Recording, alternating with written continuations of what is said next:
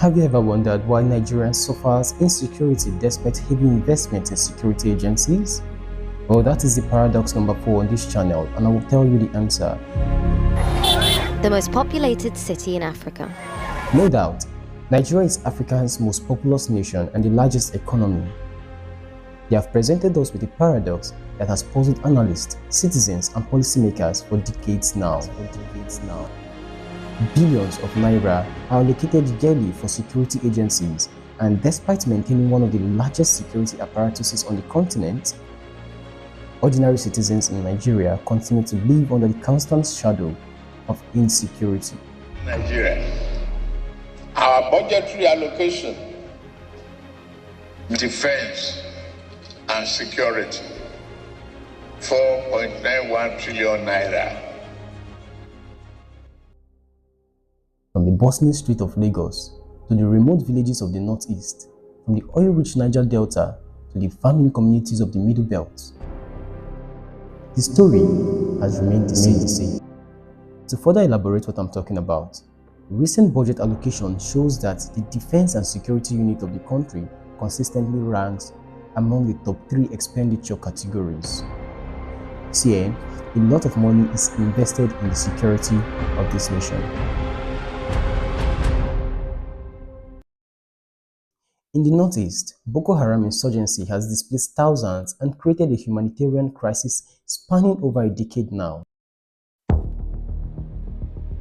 In the northwest, they face banditry, kidnapping, and cattle rustling that have made farming and traveling extremely dangerous. The Middle Belt has constantly experienced recurring herdsmen attack on farmers. The southeast has seen the emergence of separatist movement. Meanwhile, the South-South continues to deal with oil pipeline vandalism, sea piracy, and environmental conflicts. So this diversity of threats presents the first major challenge. No single security approach can address such varied problems. Each region requires different strategies. You see, Nigeria operates on a centralized command structure, which is where one of the problems lies. The Constitution places security agencies under federal control. Please, I beg, I'm going to work. My God, yeah. And that is the limiting ability of states and local governments to develop context-specific security solutions. This centralization creates a delay in response time, reduces local intelligence gathering, and other factors. And oftentimes, this results in inappropriate response to local security challenges, which is one of the reasons why you hear the siren hours after the act has been carried out. Generally, Nigeria's security system and agencies often operate in silos with limited coordination and intelligence sharing, as this is reserved for the elites of the nation.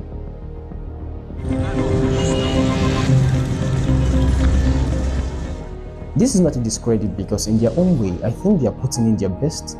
However, the absence of effective interagency collaboration means that crucial information about security threats may not reach the appropriate units in time for preventive and actionable steps. And that takes us to another major factor. In fact, one of the most important factors.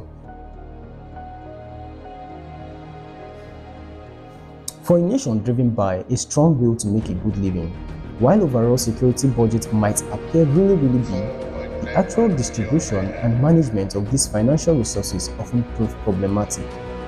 Most of the funding, in fact much of them, goes to personal cost. The military governmental system known as the Bureau has their own inefficiencies, making those on the lower food chain suffer, so to say. In other words, there is a poor procurement process, meaning that the allocated funds don't always translate into improved security capabilities on the ground. They were giving us food 2 times a day. No pure water, no water. They collect our ATM, collect everything. But these bandits, they are giving them 3 times square meal per day with pure water. And as a result, security personnel frequently complain about inadequate equipment, poor working conditions, and delayed salaries. This affects their morale and effectiveness in carrying out their duty. Nigeria faces a significant shortage of security personnel relative to its population size. By the United Nations recommendation, A police to a citizen ratio is supposed to be 1:400, of which I don't buy because of the resultant radicality that can result from such as seen in that part of the world today. However, this shortage is particularly acute in rural areas where security presence is minimal, creating ungoverned spaces that criminal elements exploit, like the Middle Belt region. But that is not all. We have the training and capacity deficit. Many security personnel lack adequate training for modern security challenges. In fact, the bandits seems to be better trained, and this takes us back to the response time and tactics of the officials. What about traditional training programs? They often focus on conventional threats while ignoring regional threats as mentioned earlier. To make matters worse, the rapid evolution of security threats has out capacity of training institutions in the nation. That takes us to the next point, low morale and motivation. You see, there's this thing that poor working condition does, and when it's associated with inadequate compensation, lack of proper equipment, and limited career advancement opportunities, that practically lowers the morale of security personnel, especially those on the lower chain. And as a result, these personnel have adopted the act of public harassment.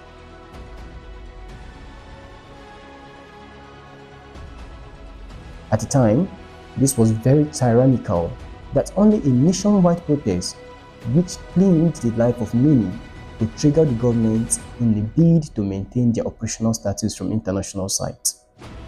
You want to listen to that again?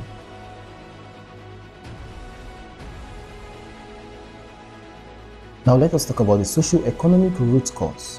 Herein, we identify the poverty and unemployment. When legitimate economic opportunities are scarce, illegal activities become attractive alternatives for survival and advancement.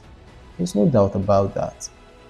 As a proof of evidence, when illegal refining of crude oil was adopted by the youths, insecurities on the South-South dramatically reduced, although this was highly disastrous to those individuals. But they involved in it, by the way. And now, let us talk about the technological and modernity of this service. The military service, especially the infantry, have settled operations on outdated equipment and technology.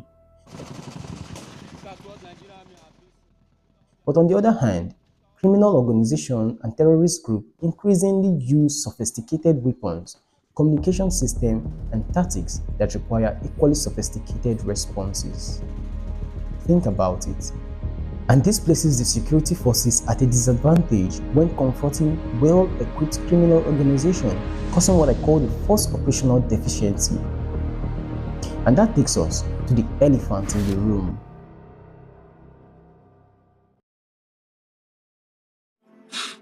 Bandit kidnapped, abducted many soldiers. The top military officers say they are saying that they don't have the mandate to fight Fulani, but Fulani has the mandate to kill soldiers. You see, giving amnesty to Boko Haram members is really puzzling. Logically speaking, the Boko Haram is a large organization of terrorists, most of which were given amnesty and incorporated into the military. But do you think it is logical that they would betray everything that groomed them from a kind of service that harmed their very own? Several times, the Sambisa forest has been raided with no success on the terrorists plaguing the area. And in my opinion, there must be an insider. Always is the case with larger operation or with large operation as such. Reportedly, time and time again, the high-end political office have been accused of using terrorists to carry out destructive acts with respect to political office. Could that possibly be the reason why the presidency and other legislative have remained silent even in the most recent times, where reportedly 200 persons were accounted killed? If the terrorists are truly tools to the politicians, then the billions which will eventually climb to trillions in budget for the securities of the nation practically has no meaning. This is a research work, so feel free to let me know your viewpoint on this matter in the comment section below. The paradox of continued insecurity despite heavy security investment in Nigeria reflects the complex multifaceted nature of security challenge that cannot be resolved through increased funding alone.